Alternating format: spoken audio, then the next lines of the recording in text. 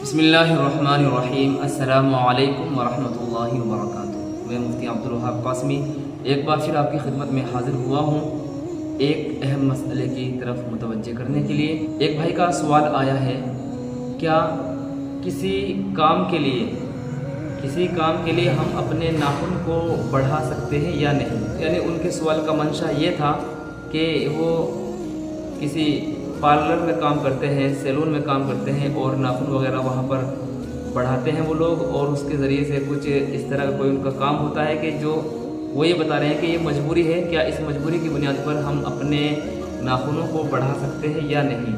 یا اسی طریقے سے کوئی موبائل کا کام کرتا ہے، موبائل کے ذریعے سے ناخنوں کے ذریعے سے وہ کچھ اس کو اگر اس کے پینچ وغیرہ کھولے جائیں تو کیا یہ بھی صحیح ہے یا نہیں؟ یعنی کیا مجبوری کی وجہ سے بھی ہم ناخن کو بڑھا سکتے ہیں یا نہیں؟ یہ بھائی کا سوال آیا ہے۔ دیکھیے، اس مسئلے کا جواب یہ ہے کہ ناخن بڑھانا کسی بھی کام کے لیے وہ جائز نہیں ہے، صحیح نہیں ہے۔ آپ پارلر میں کام کریں یا آپ موبائل شاپ میں کام کریں، ناخنوں کے ذریعے سے کوئی کام کرنا، کوئی کام لینا یہ مناسب نہیں ہے، صحیح نہیں ہے۔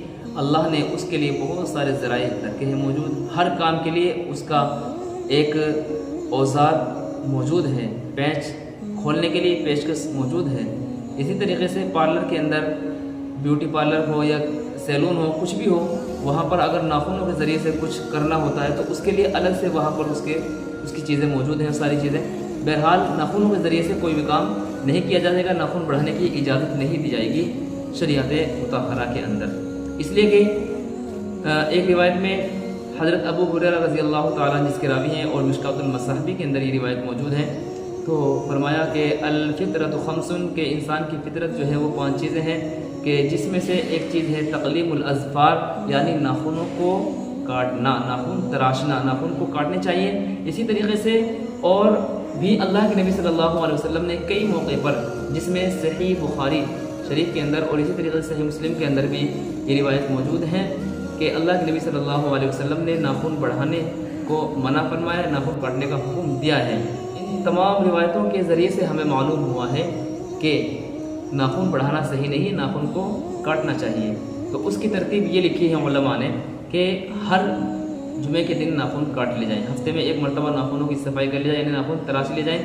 اسی طریقے سے اگر 1 ہفتے میں نہ ہو سکے تو 15 دن میں کر لیں، 2 ہفتے میں کر لیں، اور اگر یہ بھی نہ ہو سکے تو اگلے ہفتے کر لیں، یعنی 3 ہفتے میں، یعنی 40 دن کے اندر اپنے ناخنوں کو تراش لینا چاہیے، اور 40 دن سے زائد نہیں کرنا چاہیے کہ ناخن چھوڑ دیں، یا جو انسان کے ضرورت سے زائد جو بال ہوتے ہیں جن کا کاٹنے کا حکم دیا گیا ہے جو اس روایت کے اندر موجود ہیں، تو اگر 40 دن کے اندر سے زیادہ ہم 40 دن کے بعد میں کاٹ رہے ہیں تو پھر ہم گنہگار ہوگا، یعنی وہ مکروہ عمل ہوگا، پسندیدہ عمل نہیں ہوگا۔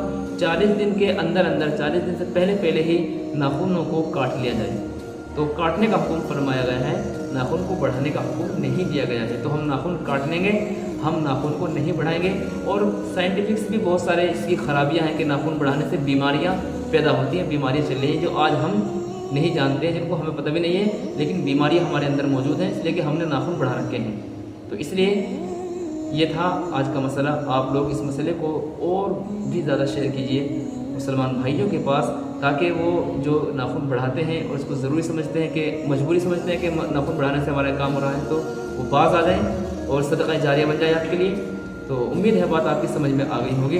ملتے ہیں انشاءاللہ نیکسٹ ویڈیو میں۔ تو آپ کے بھی کوئی مسائل ہو تو کوشچن کریں، انشاءاللہ آپ کے نام کے ساتھ میں ضرور انشاءاللہ اگلی ویڈیو میں آپ کا جواب بتایا جائے گا۔ تب تک کے لیے اجازت، السلام علیکم ورحمۃ اللہ وبرکاتہ۔